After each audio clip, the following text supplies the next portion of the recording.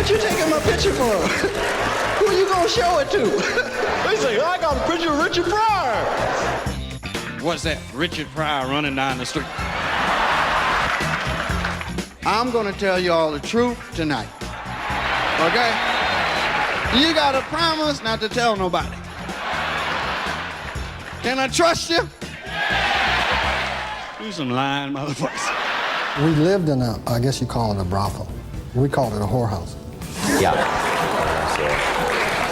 But it was home to me. It was. This story gonna knock you out, okay?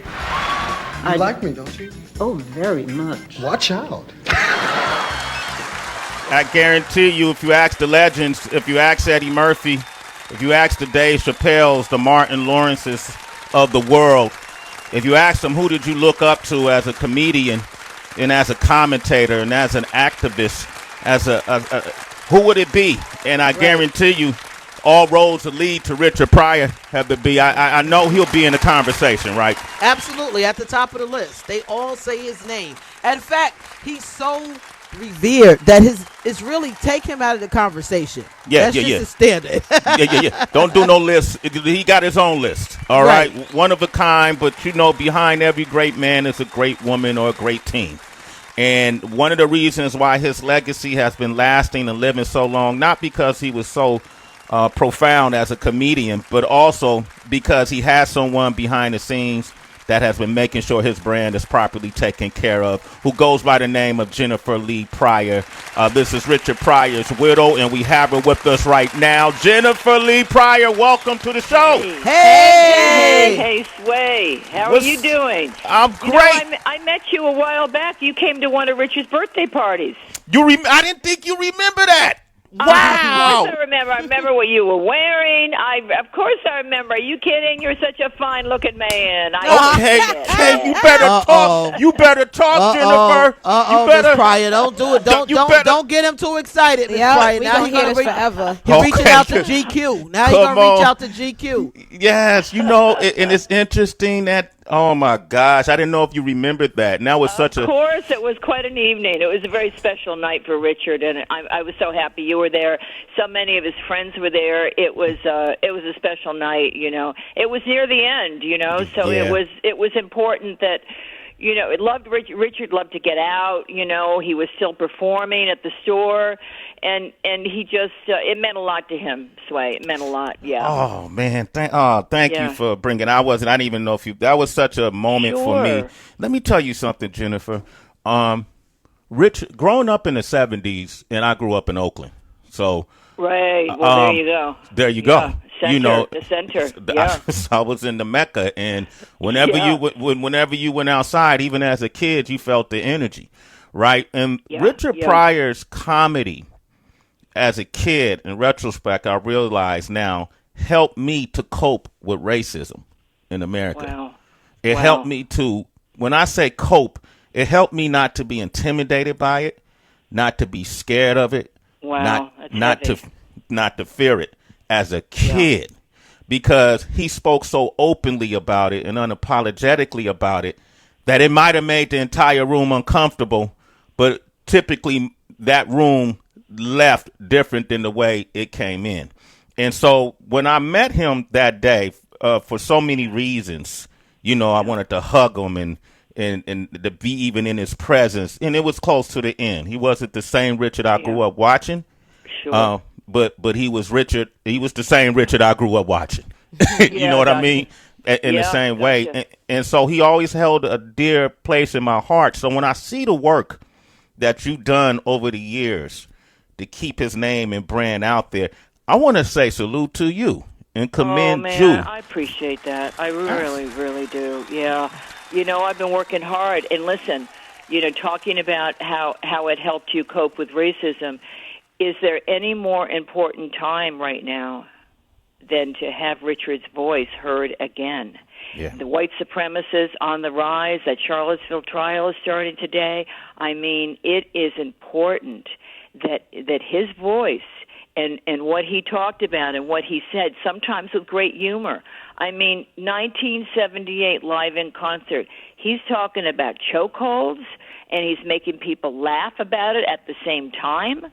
It's incredible, you know. I mean, it was long before Eric Gardner, so he was able to discuss these things in a very real way, not in a dismissive way because he had humor attached to it many of the times, but in a very real way that woke people up. I mean, I used to see rednecks walk up to Richard Pryor, buddy, you made me see some things. And, wow. You know, because what do we all have in common? It's our humanity, right? That's why people love Richard. People love Richard because he spoke to that humanity. He told the truth about all of us, on white people, on black, everybody. He told the truth, and he spoke the truth, which was fierce and hard to do, but he did it. He couldn't not do it, I don't think, Sway. It was in his DNA, right? Yeah. And when you talk about Oakland, you know, this is where Richard, you know, after he walked up the stage in Vegas, after he more or less had made it. I mean, a young black man was doing good, making good money. He couldn't do the okie doke anymore, as Richard would say. Richard would refer to it as the okie doke. He walked off and found himself in Berkeley, you know, hanging with the Black Panthers and, you know, finding himself and his true voice. He first had to find himself, and then that voice, you know, emanated out of that truth, right?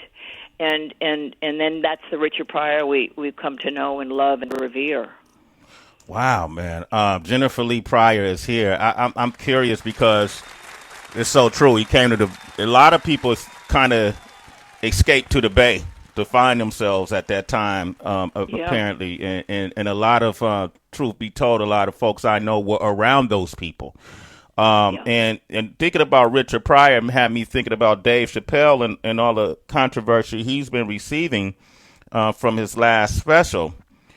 What do you think Richard's reaction would have been to how comedy has evolved and this whole cancel culture phenomenon that's happening if this was Richard Pryor?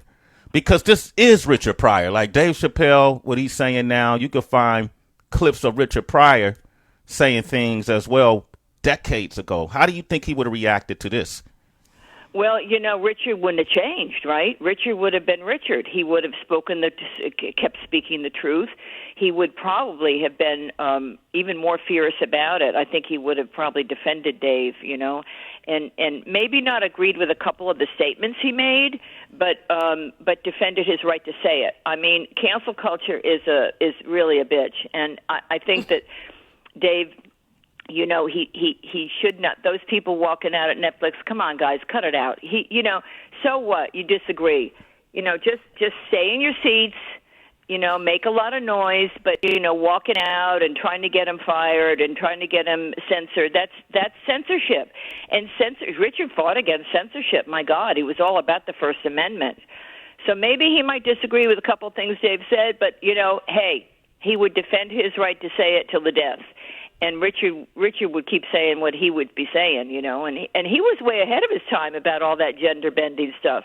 Richard was talking about all of that way back in the day. If you listen to even his early laugh albums, he was, you know, there were snippets. You can hear him. Maybe you didn't grab hold of it like you could today, but you know, it was there. He was talking. He was already out there with his opinions about everything. I mean, he talked about dating a transvestite. He did. Oh my God. Oh Lord. And I guess she went to get her sex changed, and then he wasn't interested anymore. That's real. I said, Richard, that's just too real. That is just too real. Oh my God. Yeah. Jennifer, you ever do stand up? Yep, that timing, your timing was impeccable right there. Yup, delivery game on point. Richard always encouraged me to, but man, that's a hard road. That's a hard lifestyle, right? I'd see them all, Richard, get off stage and just be so wound up and that adrenaline coursing through their bodies and have to come down. And man, it's easy. It's easy to become an alcoholic and you know, a cocaine head or whatever pill popping person if you're in that lifestyle. That's rough. That's a rough lifestyle, you know? Wow. Took a few people out. Yeah, Miss Pryor, hi. This is Heather. That's what I wanted to ask you about because we always hear, we always hear these stories about, oh my gosh, you don't know what it's like being married to an actor, or you have no idea what it's like being married to a musician. They're always on the road. What, if you can, especially an icon, a legend, Mr. Richard Pryor, what is it like, or what was it like being married to a comedian having to uphold his legacy? Oh boy, you had to hang on tight. That's all I can tell you. When you're actually, I mean, I'm my genes. I'm Irish and English, and it's the Irish part that really helped out when I was married to Richard, and then remarried to him. But I remarried him. It was obviously a quieter time. It was the time when we met Sway. And it was, back to take care of his intellectual property and to take care of him, physically take care of him and make sure everything was taken care of. But yeah, people can be very naive about that, Heather. They say, it must have been fun. It must have been funny living with Richard. Well, hello. Comics got to get on stage and exorcise those demons, and that's where Richard really was able to get a lot of his pain out, right? Because comedy comes from pain, so pain into comedy. But when they're down, when they're not on stage, you can get a moody person living by your side, and living with Richard. In 1 week in Richard's life was like 20 years somebody living in Iowa. I mean, wow. That's how fast gosh. you know what I'm saying? That's how fast he moved and he got stuff done. I mean, no grass grew under his feet. So you had to hang on tight, Heather. You just had to hang on. If you weren't down for it, you had to get out of the kitchen. If you couldn't stand that heat, just get out. Out the kitchen, because it was a ride, But listen, a ride I was willing to take, and I was really happy to take it because I was madly in love with him, and he's just the most special person. And the most amazing thing about Richard, I can tell you, living with him, even the good and sometimes the not so good, was his vulnerability. He was a very, very vulnerable person. He really, his soul, everything was out there to be seen and to be shared. And that's why sometimes, Richard would, really go downhill and have some bad behavior. But as Lily said, Lily Tomlin, you had to forgive him everything because you couldn't step on that talent and that genius. You just did. People say, wow, you hung in there so long, and oh, you betcha I did. I wasn't going to leave him. He until obviously, things take its course, and then we got back together, thank God. But it was amazing, and obviously, I miss him to this day terribly. I just can't tell you how I miss him. I mean, collectively, I know we all miss him and his work, and wish that he could be on stage and we could still hear from him. But this box set is an example of, yes, we can still hear from him, and that's what, thank you, Sway, for giving me some credit on all the work. I do work very hard to keep his legacy alive. I think it is so worthwhile that the younger generation especially be aware of who he is and how he fought for justice and for all of us, and really, put it out there and talked honestly about racism and whatever else the world needs to hear right now, the truth. And, it's essential. And that's why I find it my calling now to really, put him out there. We're working on a biopic. I'm working with Kenya Barris, man. Oh, so this my God, yeah. That's incredible. He's an incredible. I mean, whoa, what a talent. He's like, I call him a creative brother of Richard, because he's just, listen, he's broken down some barriers too to get Blackish on prime time. I mean, wow, he's that's incredible. Pretty cool. Yeah. We got Jennifer Lee Pryor here. I want people, as we talk, to remember that the Ultimate Richard Pryor Collection is out. It's available exclusively from Time Life at timelife.com/Richard Pryor. And Tracy, go for it. Yeah, man, Jen, I love hearing you share all of this, and I'm Tracy, thank you. Like, listen, I have my hand on my heart because of how fierce your loyalty is to your husband. Both in the times that you guys shared physically, but even in this new chapter. I just want to give you so much props and so much love for that. Kind of you. I appreciate you for saying that. The truth is that I was living back in New York after we split up. The first marriage ended, and I went back to New York, my roots, and wrote a book and kind of tried to figure out what happened. Yeah. And we never lost touch. We would always be in touch every couple of years. We kind of got back together. Richard loved to recycle his women. And that was real. That was very real. Yeah, really. And I was one, come on.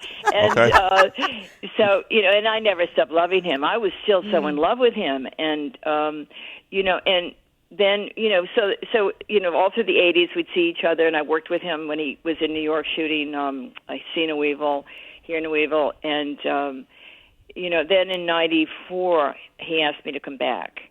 And I came out took a trip to see what the lay of the land was, what was I going to be facing, because, there was always a lot of drama and chaos around Richard, always a lot.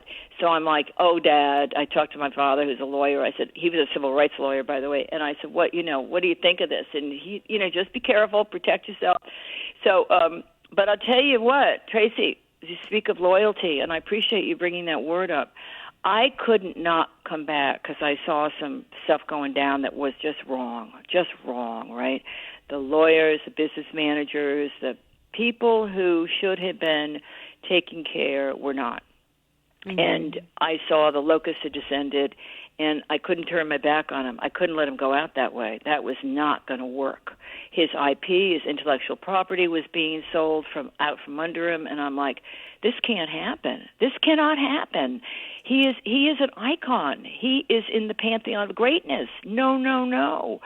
So my love for him and my loyalty is why I returned, and I'm so happy that and I had to sue people to get IP back, intellectual property back. Mm-hmm. I had to chase down those laugh records, which we got back, and stuff like that. That took a few years just to get a handle on all that stuff. Mm-hmm. And I'm so proud. I'm so proud of it.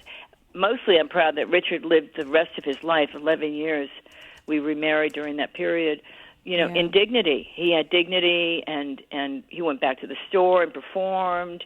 And, he was honored, and that party I make reference to where Sway came mm-hmm. and met us, he had some good times. And it wasn't like the old times. He was not the predator anymore stalking the stage. But you know what? So there was a bit of tragedy connected to that, but there was also heroicism. That's who Richard was. He didn't want to hide. This is it. I've got MS, right? So when he was doing comedy again, he talked about the MS, and I just found him so fierce, and I just ultimately respect that so much in him and admire that so much. Right. I don't think people. What did people expect him to hide? That's pretty insulting, I think. But Richard being Richard, he did his thing, and I was just so proud of him for doing that. Yeah, mm-hmm. Yeah. Yes, indeed, man. And don't forget, citizens, timelife.com/Richard Pryor. You got pictures from that night, Jennifer? I do. I'm just thinking, as we're talking, I'm going to go through them, Sway, and I know you're in there, and I'll be happy to send you some. Happy to. Is this your cell phone that you're calling from? No, this is my landline. I can give you. Okay. Well, I can't give you my cell over the air. Don't worry about it. I got your landline. I'll call your landline. Okay. Okay, call my landline. Very good. Excellent. Okay. Excellent. Sway, you mind if I jump in? Surely. This is DB, Jennifer. DB, go for it. Hi, Jennifer. Richard is the blueprint for so many comics, and Live on the Sunset Strip is my number one favorite special. Not favorite of Richard's, but my favorite all-time comedy special. And I wondered if you could clear up something that I heard. Sure. I heard that the Live on the Sunset Strip was his return to the stage after that whole infamous freebasing incident, and he filmed one night, but he couldn't find his rhythm, so he walked off, and then he came back the next night, and that's the night that made it to film. Is that true? That is absolutely true. I was there, and Richard pardon me, Richard, it's early over here. Richard being Richard, he came out on stage, and something was also wrong with the sound system and needed to be adjusted. But he started, and he just couldn't get there. And he said, "I can't get here tonight." I forget his exact words, but that's also on film somewhere. But he was honest about it. He said, I'm not funny, I can't get there, and he walked off. And we went in the trailer, and, Quincy Jones was back there, Jesse Jackson, his attorneys, and he said, "I just don't have it tonight." And he took off with Robin Williams. And, or actually, he took off with his bodyguard. I remember calling Robin and saying, "Robin, I'm worried about Richard. I want you to go find him and be with him." And they were together all night, which was, I don't know if that was a good or bad thing, because they would party. And indeed, the two of them did. And he came back like at, sunrise, and he had to kind of apologize to me because, out all night. I can only imagine what you two were doing. But, he got back on stage that night, and then they had to do some reshoots, actually, a month later, because they had to make up for that first night, too. They had to get more footage. And sometimes, if you look at that closely, if that's your favorite, you might notice that there's some shots that look a little, with the tables in the front, kind of, very, you can tell it looks a little staged. But there he was a month later, doing reshoots, and then they did inserts on that. But, that's funny, a lot of people, live in concert's their favorite, live on Sunset. So, I think Dave or Eddie Griffin, I forget who, said Live and Smoking was their favorite. Everyone's got their favorite, but that's a true story. Wow. It was a weird night. A weird night. I got to ask you about another story I heard, but first I want to bring up the Richard Pryor show. So I'm very happy I was on the planet breathing when the Richard Pryor show came out in 1977. The true blueprint. When you look at all the people that Sandra Bernhard, Paul Mooney, Robin Williams, Marsha Warfield, John Witherspoon, Tim Reed, his son, Tim Reed Jr. is a good friend of mine. LaWanda Page, who played on Esther, Shirley Hempfield, who was on What's Happening. All of these major players that he gave opportunities to. That must have been an amazing time for him at that time. The show was groundbreaking, and it reminds me how like ironic is it, or is that the right word, that a lot of what Richard went through initially is what Dave Chappelle seemed like he went through with the Dave Chappelle show. I think it's Go ahead, speak to it. I don't think that. I think irony is the appropriate word. Okay. I think that a lot of which really speaks to the struggle that many black people in comics still go through, because it's repeated, isn't it? The same kind of, you break. And look what we're in now. Look at the mess we're in now in this country.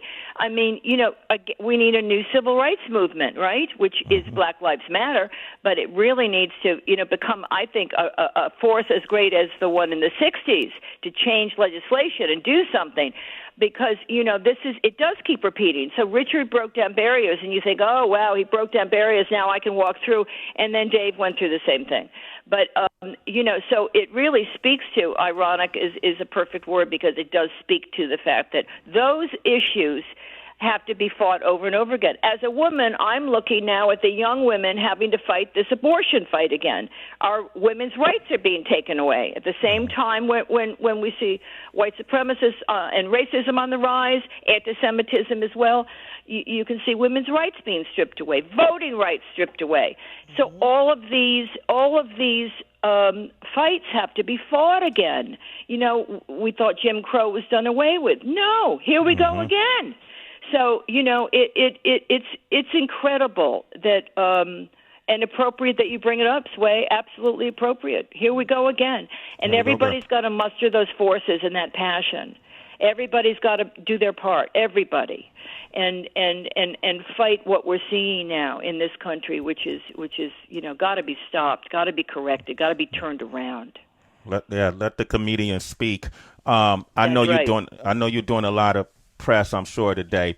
I'm curious to Richard Pryor's. Did he get a chance to enjoy and live in color with the Wayans family? Because to me, that's a direct descendant of the Richard Pryor show, and that's one of the greatest comedy shows ever created in itself. What did he think of that? Oh man, I think Richard really enjoyed watching the how some of the barriers we just talked about breaking down and those coming up and coming through. He loved it. I mean, he rejoiced in it. I think when he was sick, he was obviously sitting in that wheelchair. He was regretting he couldn't be more a part of, right? Because that's who he was. But rejoicing nevertheless, absolutely, yeah. And I'm gonna let you go after this. Harlem Nights is one of my favorite movies of all time. Oh yeah. Round of applause for Harlem Nights. And yeah, there you go. It's just a great ensemble of cast, legendary cast members, and I really was mesmerized by the dynamic between Richard Pryor and Eddie Murphy. Red Fox was in it, Arsenio Hall, all these great comedians. What was their relationship like, Eddie Murphy? It's funny you bring it up. I did a podcast with Mark Maron, and he told me that Eddie told him they parted ways at the end. Well, I was there, so I don't know what Eddie's talking about. I mean, I really don't. I like to ask him. I mean, if you got a chance to ask him, please do, because I think they didn't part ways as much as I don't think they really listen. Coming up, a young black comic coming up, which was what Eddie was coming up. You're right under Richard. I think if you skip, a generation, maybe you're that third guy. You can give props more, right? But I think because you're right next to the king, the GOAT, that you're going to have a hard time because everyone's going to look at you like, wait, that was a Richard Pryor joke you just stole. Let's be honest, Eddie stole some real. Eddie did actual thievery there. But derivative is one thing, thievery is another, right? But Eddie, there was respect, but it was from a distance. I mean, comics are. Listen, if you think actors have a big ego, the comics bigger, big S, big S. I didn't know. So I didn't know I wouldn't know there's no jokes being stolen. I didn't know that. That's interesting. So that just comes down. I never heard that. But damn. Okay. So it's. Oh yeah. Well, one of the comics are the worst for that, right? I mean, but one of the stories about Richard that I actually just recently heard from Howie Mandel was that Richard was on stage one night at the store. And original room was always his favorite, by the way, but I think this was in the big room, big audience, and he was talking about Jesus Christ came and to earth and said, I want to talk to Martin Luther King. And they sorry, Martin Luther King was killed. Well, can I talk to Robert Kennedy? He was killed too. Jack Kennedy, he's dead. What about Malcolm X? No, Father, he was killed as well. And that was it. There wasn't like a punchline, He just told this story. And Howie ran into Richard on a plane going somewhere and said, Richard, that was such an amazing night. Why did you stop doing that? And Richard said, because Robin started doing it. Oh. Yeah, okay. I mean, it's just, and Robin and Richard were friends, right? Yeah. But the point is that, sometimes you couldn't tell a joke in the same room if a comic was in there because, who knows what would get lifted and what not, what wouldn't, but anyway, that was just. It happens in hip hop too. Yeah. It happens to have to be all the time. They lift a lot of her sayings and go viral with it. I take Tracy punchlines. Here's the question I wanted to ask you. I once heard that when Richard passed, that he passed with a smile on his face. Totally right. Totally right. I Wow. was with him when he passed. And, you know, Richard, I'll tell you the truth, Sway. You know, MS was difficult, obviously, and he had his challenges, obviously, with that, real challenges. But he always met them.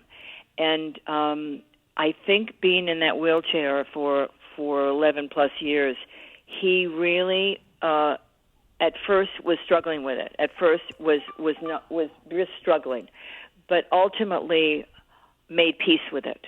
You know, you sit there and you have to confront your life, and you look at, you know, the regrets that you have to face and the choices you made, and maybe not the best, right? Maybe you know, you've got you know, you're looking back at your life, so you have to wonder, wow, where did I go wrong? This is not good.